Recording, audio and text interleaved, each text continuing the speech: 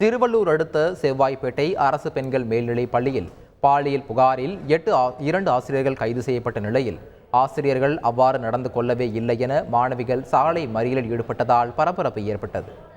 பள்ளியில் பயிலும் மாணவிகள் 300க்கும் மேற்பட்டோர் ஆசிரியர்களை உடனடியாக விடுதலை செய்ய வேண்டும் எனவும் அப்படிப்பட்ட பாலியல் தொந்தரவுகளை ஆசிரியர் செய்யவில்லை எனவும் கூறி ஆவடி திருவள்ளூர் தேசிய நெடுஞ்சாலையில் அமர்ந்து சாலை மறியலில் ஈடுபட்டனர். இதனால் அப்பகுதியில் பரபரப்பு நிலவியது.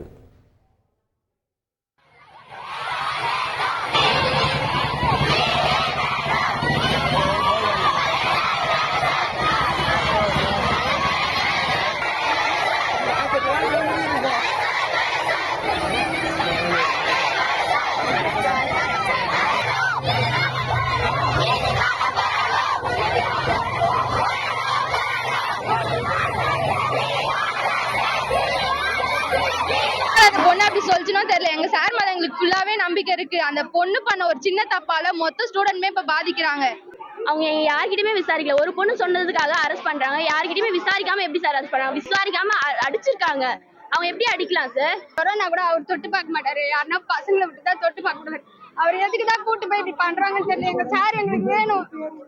எங்க சார் எங்களுக்கு திருப்பி தாங்க. நீங்க பொய்யான கேஸ் போட்டு எதுக்கு உள்ள தள்ளி இருக்கீங்க? பொண்ணுக்கு அடிப்பட்டு ஓவரா ரத்தம் பூச்சி. அதை தூக்குறதுக்கு அவர் ரொம்ப நேரம் யோசிச்சுட்டு அதுக்கப்புறம் தான் தூக்கிட்டே போனார். ரொம்ப கிரிட்டிக்கல் ஆயிடுச்சுன்னு.